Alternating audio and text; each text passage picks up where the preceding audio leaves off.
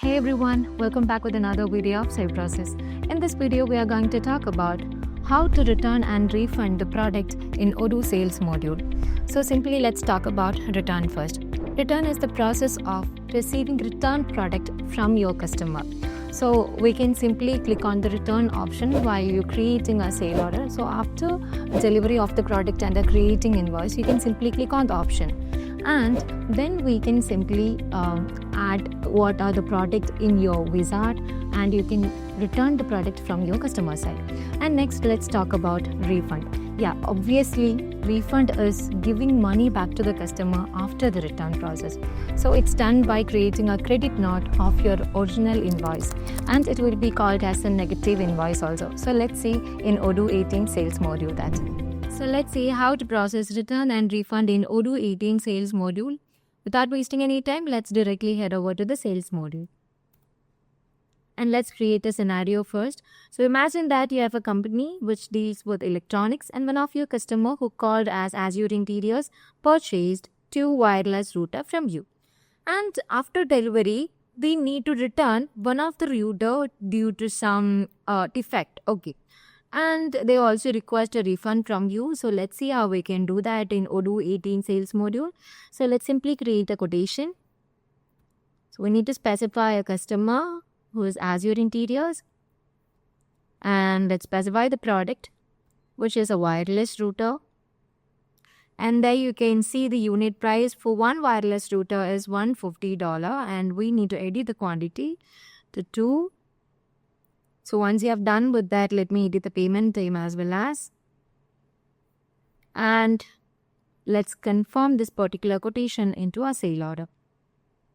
And let's create an invoice based on this sale order. It's a regular invoice. And let's confirm the inputs. And let's create a payment also. So once we have done with that, let's directly move to the sale order. And there you can see 2 smart tab, which is a delivery and an invoice. And we have already done with the invoices, and we didn't deliver yet our product. So let's move the delivery session and let's validate our delivery. So once we have done with that, we are delivered our product to the customer.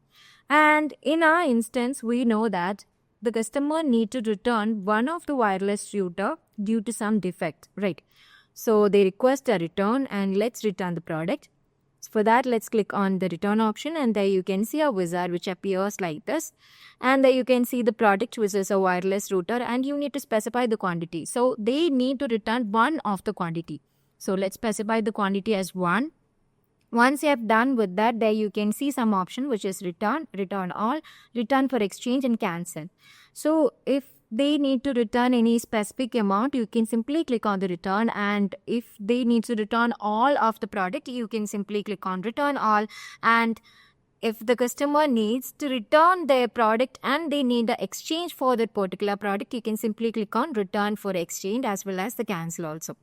So let's return the product as 1 quantity. And once we have done with that, let's validate.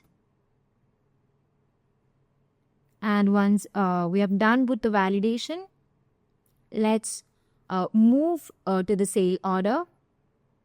And there you can see we have done with 2 deliveries. The first one from your side to the customer side, which we are delivered the ordered quantity to your customer, and the second one from your customer side to you to return the product. So we have 1 invoice, and let's click on the invoice session. And there you can see all of the options, like we have already invoiced our first ordered quantity, and we need to refund the amount to your customer. So let's click on credit note. And there we need to apply the reason displayed on the credit note. So let's skip its defected item. So once we have done with that, there you can see the journal reversal date as well as, and let's click on reverse and create an invoice based on this.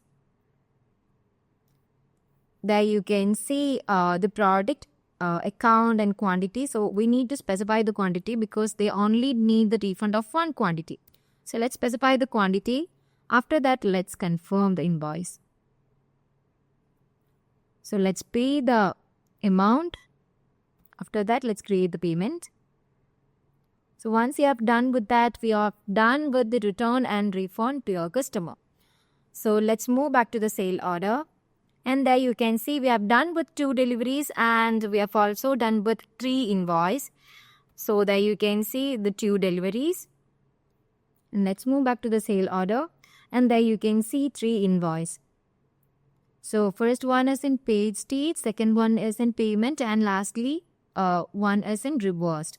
So we have paid the first invoice and next one is in payment. We have done the payment, refund payment to your customer, and one is reversed. The first actual invoice is reversed. So that's all about the refund and return in sales module. So let's move back to the sale order. So in our sale order, there you can see the order line tab, which is the product wireless router. The demanded quantity is 2 and we are delivered 1 quantity and we are also invoiced 1 quantity because of what? Yeah, the customer needs to return 1 quantity to us and we have already done with the refund and everything. So there you can see. And you all have a similar doubt like what is the difference between Odoo 18 and Odoo 17 return and refund policy, right? So let me say that in Odoo 18, it's focused on making refund faster, smarter, and fully integrated with the inventory and the accounting. There you can see that. But in Odoo 17, it's require more manual work and had less visibility in credit workflow as well as. So we need to manually do everything in Odoo 17, but in Odoo 18, it's upgraded, right? So that's all about how we can simply return and refund the customer product. So I hope you all understood how to return and refund the product in Odoo 18 sales module. So if you like this video, do subscribe, share with your friends, and have a nice day. Thank you.